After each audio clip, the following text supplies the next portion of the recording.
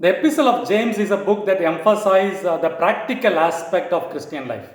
It deals with a whole range of issues such as faith and wisdom, poverty and riches, trials and temptation, hearing and doing God's word, warning against partiality, taming the tongue, and so on. In chapter 4, verse 13 to 17, James instructs his readers about a right attitude towards future, a right attitude towards future. As Christians, we have always been forward looking, future oriented people. More than ever before, we are so curious about knowing the future. In this context, what should be our right attitude towards the future and how should we plan for future? James talks about three common mistakes that we should be aware of while planning our future. He illustrates these mistakes with a typical conversation between a couple of businessmen. Now, these businessmen are talking and discussing their future plans. In verse 13, we hear their conversation.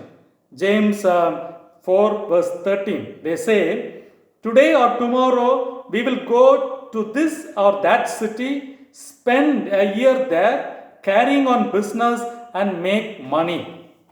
James interrupts their conversation and rebukes them in verse 14, saying, "Why?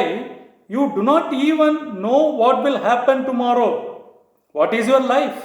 You are a mist that appears for a little while and then vanishes." Now, what's wrong with this planning?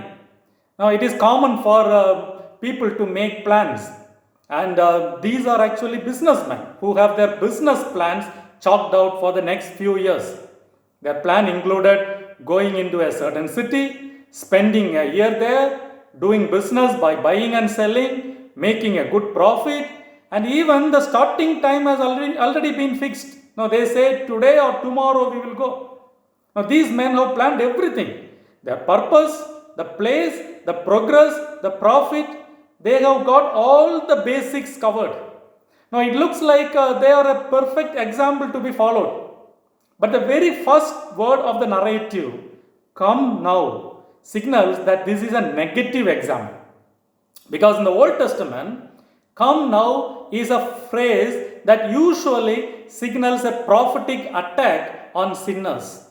So this phrase, "come now," and the text makes sure that this is a negative example.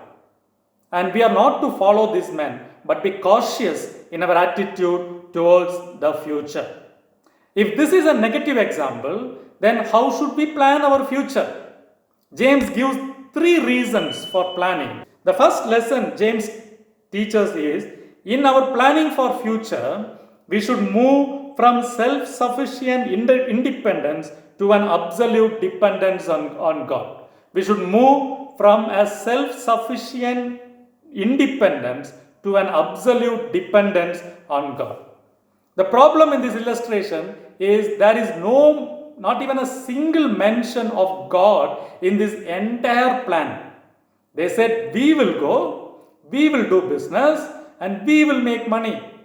They are self-confident in that they think their time, the location to which they can go, their business activities, and their profits are all under their control.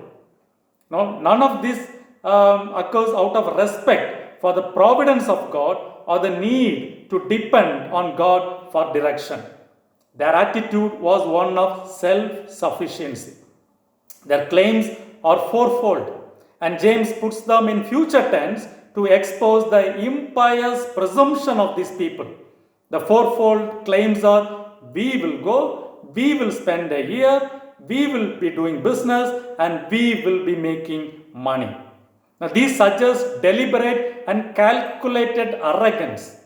They would go where they liked and as long as they liked. They presume that everything is under their control. The time, the location, the duration, and the profits are all under their control. They were so confident of doing business and making money that they thought God's help is not needed. Now, this is foolish. A similar example is found in Luke chapter 12, verse 13 to 21, where Jesus said about a parable of the rich fool. The rich fool also did a similar mistake. He spoke about breaking his treasure houses and building bigger ones. He planned about storing his surplus harvest. He said to himself, I have plenty of food for many years. Let me eat, drink, and be happy. And all this without a single reference to God and not thanking God for the harvest. God said to him, You fool, this very night your life will be taken. Then who will get what you have prepared for yourself? God is neither against planning nor against profits. Now we need to be careful. God is not against planning or against profit. But what God rebukes is this worldly self-confidence, that we exhibit in pursuing our goals. Any kind of planning for the future that results from human arrogance in our ability to determine the course of future events is a sin. It is possible that we also fall into a similar trap of attitude. But what then is the right attitude? James gives a solution in verse 5. He says, Instead, you ought to say, if it is the Lord's will, we will live and do this or that. If it is the Lord's will, we will live and do this or that. Now this, if it is the Lord's will, is very important in our planning for future. In other words, all our plans must be conditioned upon the will of God. Now, this does not mean that every time we plan about our future, we must keep on saying God willing or if God wills. No, that is not so. James is not attributing any magical significance to these words. Mechanical recitation of the phrase God willing can become nothing more than a casual formula without any real meaning. Now, a study of this phrase, God wills, in the New Testament will show that it is not to be used mechanically in connection with every statement of future plans. For example, Paul employs the phrase, if God wills, several times when he refers to his travel plans.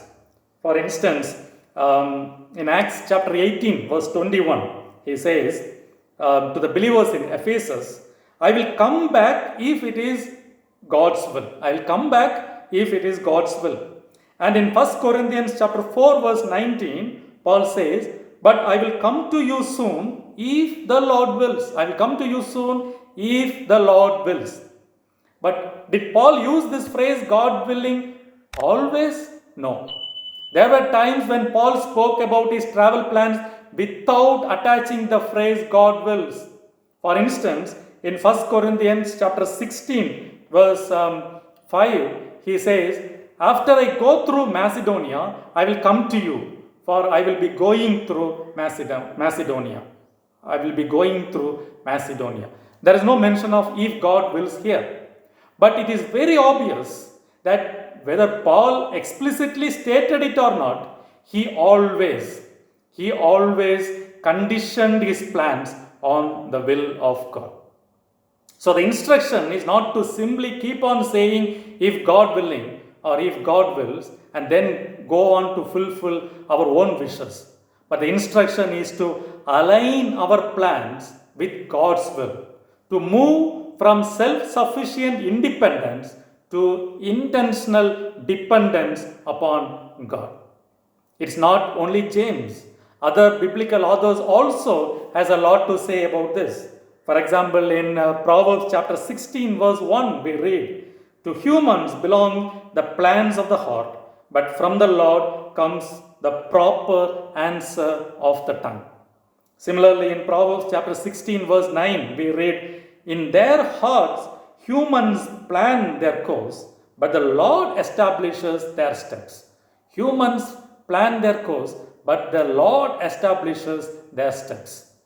So, we must be willing to submit our plans to God and allow God to make changes to our plans.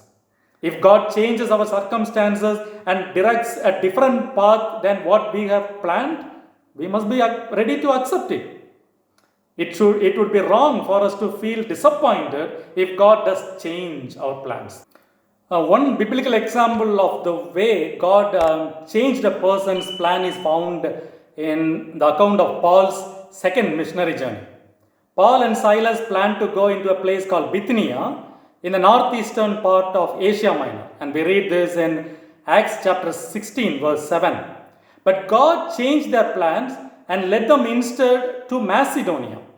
And through this, the gospel eventually reached the whole of Europe. And submitting to God's plan and his willingness to change or modify his plan was the success of Paul's ministry.